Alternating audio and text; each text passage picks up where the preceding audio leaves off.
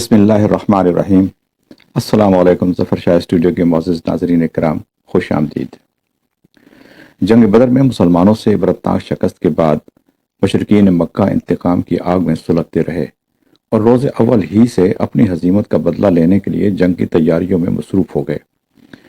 جب تیاریاں مکمل ہو گئیں تو مدینہ پر حملے کا ارادہ کیا۔ جب رسول اللہ صلی اللہ علیہ وسلم کو اس کی اطلاع ملی تو صحابہ سے مشورہ کر کے باہر نکل کر مقابلہ کرنے کا فیصلہ کیا۔ احد کے مقام پر مارکہ ہوا۔ اس مارکہ میں مسلمانوں کی فتح شکست میں کیسے بدلی، اس کا ذکر پیارے نبی کی پیاری کہانیاں کے اس ایپیسوڈ میں کریں گے۔ لیکن آگے بڑھنے سے پہلے آپ سے معصومانہ سی درخواست ہے کہ ہمارے چینل کو سبسکرائب کر کے بیل آئیکن کو پریس کر دیں، ویڈیو کو لائک اور شیئر کرنے کے ساتھ ساتھ کمنٹ بھی کیا کریں کہ آپ کے کمنٹ ہمارے لیے بہت ہی اہمیت کے حامل ہیں۔ تو ناظرین اکرام، برادران اسلام، جنگ بدر میں عبرتناک شکست کے بعد کافروں میں انتقام کی آگ بڑی شدت سے سلگنے لگی۔ ان کے بیشتر سردار اور پیشوا ہلاک ہو چکے تھے۔ ان کی یاد ان کے دلوں سے محو نہ ہوئی تھی۔ قریش کی ہر عورت اپنے باپ، بھائی، شوہر، بیٹے اور عزیز و اقارب کی یاد میں نوحہ کرتی اور آنسو بہاتی تھی۔ ان کے کئی شاعر انہیں بدلہ لینے کے لیے اکساتے رہتے تھے۔ غرض یہ کہ مکہ میں ہر جانب غم و اضطراب کے بادل چھائے ہوئے تھے اور انتقام کی آگ پوری طرح شعلہ زن تھی۔ دوسری طرف ایک خوفناک مالی بحران ان کے سر پر منڈلا رہا تھا۔ انہیں 2.5 لاکھ درہم سے زیادہ رقم قیدیوں کا فدیہ ادا کرنا پڑا۔ مدینہ سے گزرتی ہوئی شام کی جانے والی تجارتی شاہراہ پر مسلمانوں کے قبضہ سے ان کی تجارت بہت بری طرح متاثر ہوئی تھی۔ نتیجتاً مکہ کا تقریباً ہر گھر اقتصادی بدحالی کا شکار تھا۔ چنانچہ جذباتی اشتعال کے علاوہ اقتصادی ویرانی سے نجات پانے کے لیے بھی سب ہی چھوٹے بڑے جنگی تیاریوں میں مصروف رہے۔ آخرکار جب تمام تیاریاں مکمل ہو گئیں تو کفار مدینہ پر لشکر کشی کے لیے اٹھ کھڑے ہوئے۔ 5000 افراد پر مشتمل ایک لشکر جرار تیار ہوا۔ ان میں 700 ذرہ پوش، 200 گھڑ سوار اور 3000 اونٹ سوار تھے۔ لشکر میں عورتوں کا ایک خاص دستہ بھی شامل تھا جس کی قیادت ابو سفیان کی بیوی ہندا کر رہی تھی۔ یہ عورتیں دف بجا بجا کر رزمیہ اشتہار پڑھتیں اور سپاہیوں کے جذبہ انتقام کو ابھارتی تھیں۔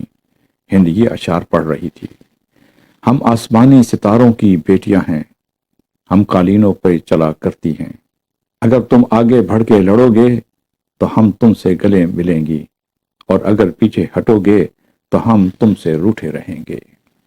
غرض کفار کا یہ لشکر مکہ سے بڑی دھوم دھام سے روانہ ہوا۔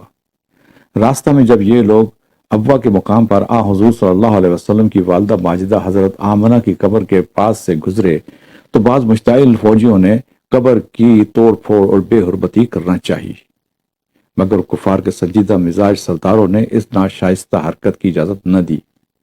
ابوا سے یہ لشکر عقیق پہنچا جو کوہ احد کے دامن میں مدینہ سے 5 میل دور واقع ہے۔ مسلمانوں کو کفار کے لشکر کشی کی خبر لمحہ بلمحہ موصول ہو رہی تھی۔ ان میں اس معاملہ پر اختلاف رائے تھا کہ لشکر کفار کا مدینہ کے اندر رہ کر مقابلہ کیا جائے یا باہر نکل کر۔ چونکہ اکثریت شہر سے باہر نکل کر کھلے میدان میں لڑنے کے حق میں تھی، اس لیے حضور صلی اللہ علیہ وسلم نے اسی کی اجازت دے دی۔ چنانچہ مسلمانوں نے جنگی تیاریاں شروع کر دیں۔ نماز عصر کے بعد حضرت محمد صلی اللہ علیہ وسلم نے ذرہ پہن لی اور پہلو سے تلوار لٹکا لی۔ آپ صلی اللہ علیہ وسلم تقریباً 1000 فوج لے کر میدان جنگ کی جانب روانہ ہوئے۔ جوش جہاد اس قدر عام تھا کہ سخت اصرار کی وجہ سے چند بچوں کو بھی فوج میں شامل کرنا پڑا۔ بدنام منافق عبداللہ بن ابی راستہ میں بہانہ بنا کر اپنے 300 آدمیوں سمیت واپس مدینہ کھسک آیا۔ لشکر اسلامی میں اب تقریباً 700 افراد باقی رہ گئے، جن میں 100 زیرہ پوش تھے۔ اسلامی فوج نے مدینہ سے 3 میل دور کوہ احد کے دامن میں اپنا پڑاؤ ڈالا۔ مسلمانوں کے پچھلی جانب پہاڑ کے دامن میں ایک درہ تھا جسے جبل حنین کہتے ہیں۔ خطرہ تھا کہ دشمن اس درہ سے نکل کر پیچھے سے حملہ آور نہ ہو، اس لیے حضور صلی اللہ علیہ وسلم نے شروع ہی میں 50 تیر اندازوں کا ایک دستہ اس درہ کی حفاظت کے لیے مامور کر دیا۔ دستہ کے سردار عبد الرحمن بن جبیر مقرر ہوئے۔ انہیں ہدایت کی گئی کہ فتح ہو یا شکست، انہوں نے کسی صورت بھی اس اہم پہاڑی مورچہ سے ادھر ادھر نہیں ہٹنا۔ اس لطیف نقطہ کو ذہن نشین رکھنا بے حد ضروری ہے۔ کیونکہ جنگ احد میں مسلمانوں کی ہزیمت کا راز اسی نقطہ میں مضمر ہے کہ جب رسول خدا صلی اللہ علیہ وسلم کے احکام سے تغافل برتا جائے تو کیا حشر بپا ہوتا ہے۔ اسلامی لشکر میدان جنگ میں صف آرا ہو گیا۔ حضور صلی اللہ علیہ وسلم صفوں میں گشت کرتے، ان کی تربیت اور تنظیم کا جائزہ لیتے اور مجاہدوں کو ضروری ہدایات جاری کرتے رہے۔ پھر آپ صلی اللہ علیہ وسلم نے اپنی ذاتی تلوار ہوا میں لہراتے ہوئے فرمایا، کون ہے جو یہ شمشیر لے اور پھر اس کا حق بھی ادا کرے۔ کئی بہادر جوان حضور صلی اللہ علیہ وسلم کی شمشیر لینے کے لیے آگے بڑھے، مگر آپ صلی اللہ علیہ وسلم نے اسے کسی کے حوالے نہ کیا۔ حضرت ابو دجاجہ رضی اللہ تعالیٰ عنہ بے حد دلیر مجاہد تھے۔ جب وہ سر پر سرخ پگڑی باندھ لیتے تو اس کا مطلب یہ ہوتا تھا کہ وہ جنگ میں اسلام کی خاطر خون کا آخری قطرہ تک بہانے کو تیار ہیں۔ ان کی سرخ پگڑی کو امامہ اجل بھی کہا جاتا تھا۔ آپ رضی اللہ تعالیٰ عنہ شمشیر رسول صلی اللہ علیہ وسلم کے مستحق قرار پائے۔ یہ بہت بڑا اعزاز تھا۔ شمشیر کو تھام کر ابو دجانہ رضی اللہ تعالیٰ عنہ بڑے جاہ و جلال اور ناز و ادا سے لشکر اسلامی کے صفوں کے آگے چلنے لگے۔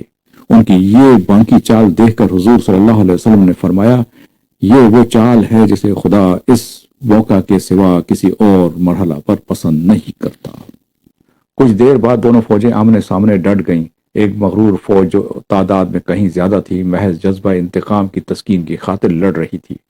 دوسری فوج تعداد اور ساز و سامان میں کہیں کم تھی، مگر قوت ایمان اور حب وطن سے سرشار تھی۔ اکی دکی شمشیر زنی کے بعد عام لڑائی شروع ہوئی۔ حضرت حمزہ رضی اللہ تعالیٰ عنہ، حضرت علی رضی اللہ تعالیٰ عنہ اور دیگر مسلمان مجاہدوں کی بے مثال جرأت اور ہیبت سے دشمن پر مسلمانوں کی دھاگ بیٹھ گئی۔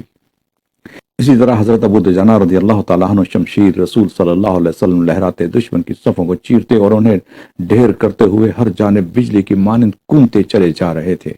اچانک آپ کی نگاہ ایک کافر سپاہی پر پڑی جو مسلمانوں پر بڑھ چڑھ کر حملے کر رہا تھا۔ آپ رضی اللہ تعالیٰ عنہ فوراً اس پر جھپٹے تو وہ خوف سے عورتوں کی طرح چیخنے چلانے لگا۔ آپ رضی اللہ تعالیٰ عنہ نے حیرت سے اس کی طرف غور سے دیکھا تو ابو سفیان کی بیوی ہند تھی جو بھیس بدل کر لڑ رہی تھی۔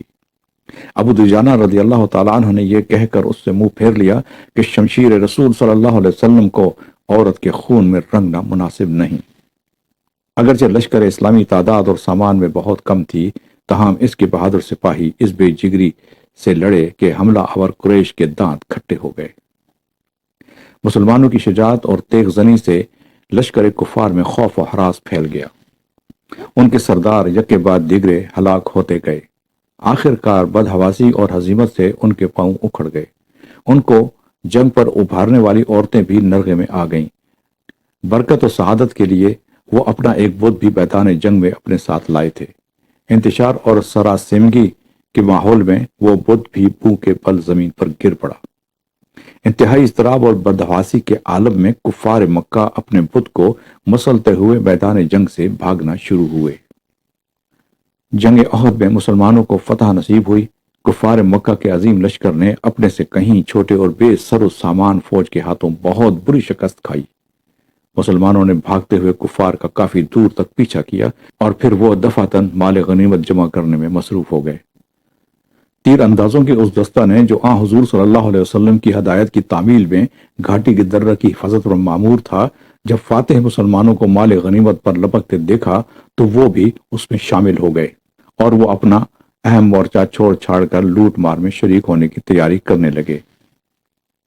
اس پر ان کے سردار نے انہیں مورچہ پر ڈٹے رہنے کی بہت تلقین کی، مگر بے سود۔ چنانچہ صرف چند ایک فرض شناس تیر انداز ہی اس پہاڑی درجہ پر بدستور ڈٹے رہے۔ باقی سب نے مال غنیمت کے لیے مورچہ چھوڑ دیا اور میدان میں کود پڑے۔ صورتحال بدلنے لگی تو تھوڑی دیر بعد کفار کے بھاگتے ہوئے سپاہی پلٹا کھانے لگے۔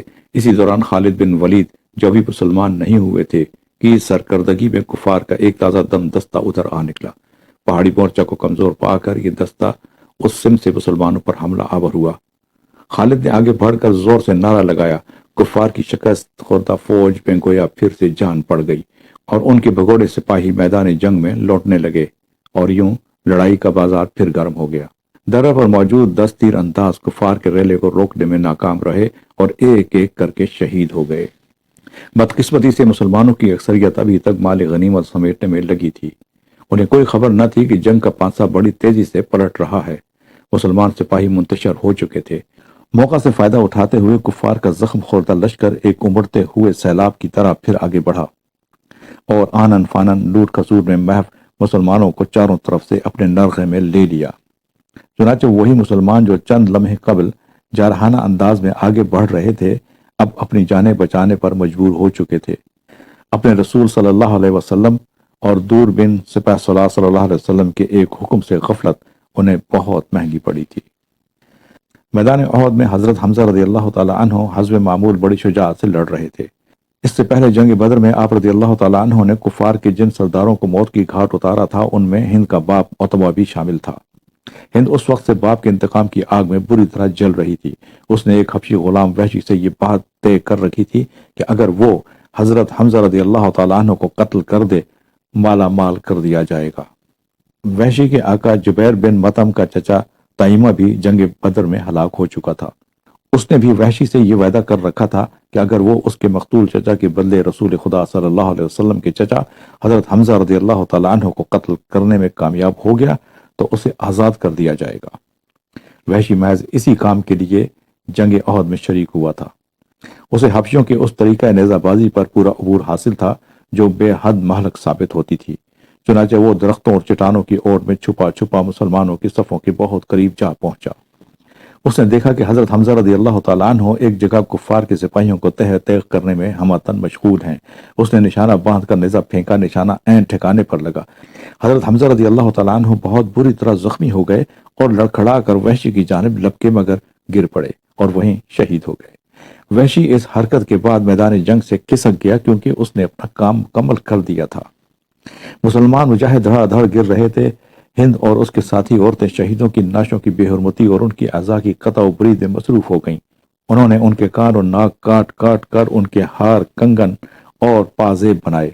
फिर उन्हें जेब तन करके बड़े गुरूर से इधर उधर टहलना शुरू किया। हिंद ने शहीदों के काटे हुए अज़ा के हार पहनकर अपने असल जेवरात उतार दिए और उन्हें वहशी को बतौर इनाम दे दिया। हिंद ने इंतहाई दरिंदगी से हजरत हमजा रज़ियल्लाहु ताला अन्हु का पेट चाक किया और जिगर निकाल कर चबाना शुरू किया और उसे निगल न सकी तो जमीन पर थूक दिया। इसके बाद वो एक ऊंचे टीले पर जा बैठी और चीख चीख कर गंदे मंदे रज़मिया अशार पढ़ने लगी, जिनका लुबे लुबाब ये था कि उसने आखिरकार अपने मकतूल वालिद का इंतकाम ले लिया है और शहीदों की नाशों की बेहरमती से उसके कलेजे में ठंडक पड़ गई है। कुछ अरसा बाद अबू सुफियान भी हजरत हमजा रज़ियल्लाहु ताला अन्हु की नाश के पास से गुजरा। आप रज़ियल्लाहु ताला अन्हु के रुखसार को अपने नेज़े की नोक पर चबो कर बोला, इसे भी चखो ओ बाकी। मुसलमानों पर मसाइब के पहाड़ टूट पड़े। हजरत मासब बिन उमैर की शक्ल और सूरत हुजूर सल्लल्लाहु अलैहि वसल्लम से काफी मिलती जुलती थी। जब वो शहीद हो गए तो दुश्मनों ने शोर मचा दिया कि मोहम्मद सल्लल्लाहु अलैहि वसल्लम को कत्ल कर दिया गया है। यह अफवाह आनन फानन सारे मैदान जंग में फैल गई। मुसलमानों के दिल टूट गए, हत्ता कि हजरत अबू बकर रज़ियल्लाहु ताला अन्हु, हजरत उमैर रज़ियल्लाहु ताला अन्हु ने भी बददिल होकर तलवारें फेंक दी और अफसरदा खातिर होकर पहाड़ के एक गोशे में दबक कर बैठ गए। बाद मुसलमान सिपाही तो इंतहाई बदहवासी के आलम में एक दूसरे पर ही वार करने लगे। चुनाचे हजरत अबू हुज़ैफा गलती से किसी मुसलमान ही के हाथों शहीद हो गए। कुफ्फार मुसलमानों पर चारों तरफ से हमला आवर हो रहे थे। उनकी यलगार इस कदर शदीद थी कि हुज़ूर सल्लल्लाहु अलैहि वसल्लम भी शदीद जख्मी हो गए। आप सल्लल्लाहु अलैहि वसल्लम के दंदान मुबारक भी शहीद हो गए। होंठों पर भी गहरे जख्म आए। इसके बावजूद आप सल्लल्लाहु अलैहि वसल्लम संभले रहे और साथियों के साथ दिफा में डटे रहे। कुफार ने मैदान जंग में एक गड्ढा खोद कर उसका मुंह घास फूस से ढांप रखा था। दुश्मन के हुजूम से बच बचाकर आप सल्लल्लाहु अलैहि वसल्लम उधर से गुजरे तो उसमें गिर पड़े। हजरत अली रज़ियल्लाहु ताला अन्हु ने आप सल्लल्लाहु अलैहि वसल्लम का हाथ थामा और हजरत तलहा रज़ियल्लाहु ताला अन्हु ने सहारा देकर आप सल्लल्लाहु अलैहि वसल्लम को उस खतरनाक गड्ढे से बाहर निकाला। सुहाबा ने आप सल्लल्लाहु अलैहि वसल्लम को चारों तरफ से अपने हिफाजती घेरे में ले रखा था ताकि दुश्मन और उनके तीर आप सल्लल्लाहु अलैहि वसल्लम तक न पहुंच सके। हजरत काब रज़ियल्लाहु ताला अन्हु ने आप सल्लल्लाहु अलैहि वसल्लम को अचानक देख लिया तो वो खुशी से बेख्तियार चिल्ला उठे, मुसलमानों खुशखबरी हो, नबी करीम सल्लल्लाहु अलैहि वसल्लम यहाँ जिंदा मौजूद हैं।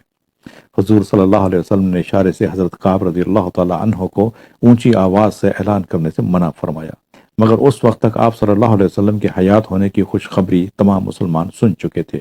وہ سب آپ صلی اللہ علیہ وسلم کی جانب پلٹے اور اپنی منتشر صفوں کو اثر نو ترتیب دینے لگے۔ کعب رضی اللہ تعالیٰ عنہ کا اعلان کفار نے بھی سن لیا تھا۔ انہیں اس بات پر سخت مایوسی ہوئی کہ حضور صلی اللہ علیہ وسلم ان کی زد سے بچ نکلے ہیں۔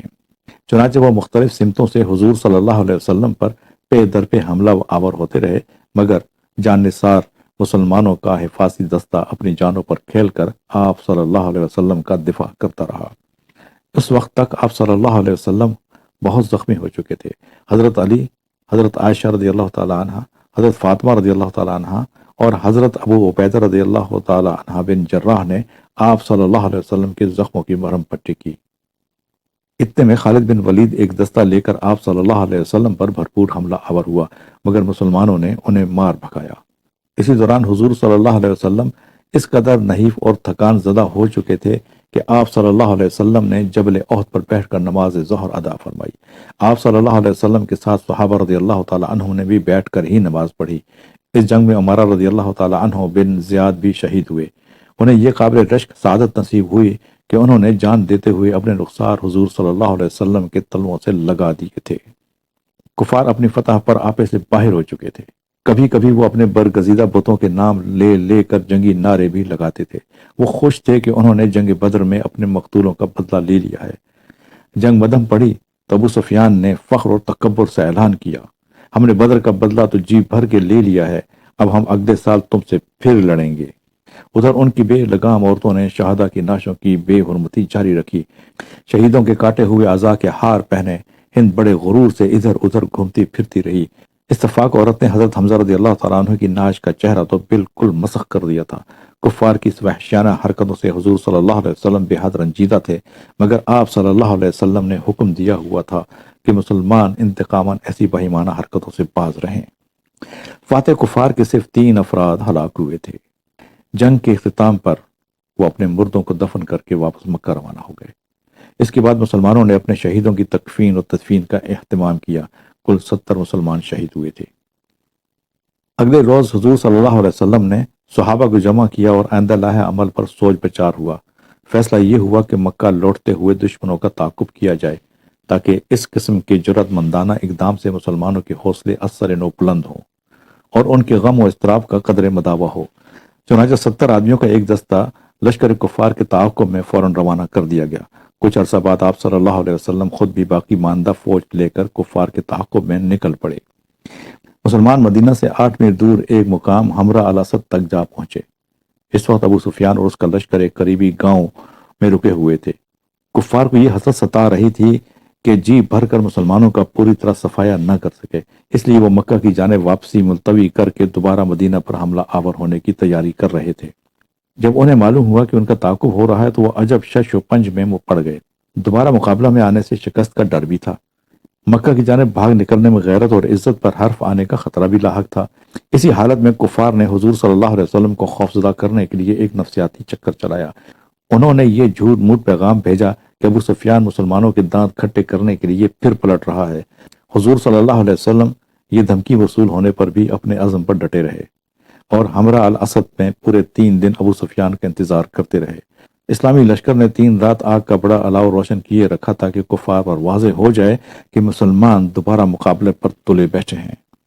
مسلمانوں کی عزت و جرأت سے ڈٹا دیکھ کر ابو سفیان اور اس کے لشکر کے حوصلے پست ہو گئے۔ انہوں نے اسی میں خیریت سمجھی کہ چپکے سے مکہ لوٹ جائیں۔ روحہ سے کفار کی کوچ کے بعد مسلمان بھی واپس مدینہ لوٹ آئے۔ حضور صلی اللہ علیہ وسلم کے اس دانش مندانہ تعاقب سے ہزیمت خوردہ مسلمانوں کے پریشان ذہنوں سے احد کی شکست کا بوجھ قدرے ہلکا ہوا اور وہ نقصان کی تلافی اور آئندہ لاہ عمل کی تیاریوں میں اثر نو منہمک ہو گئے۔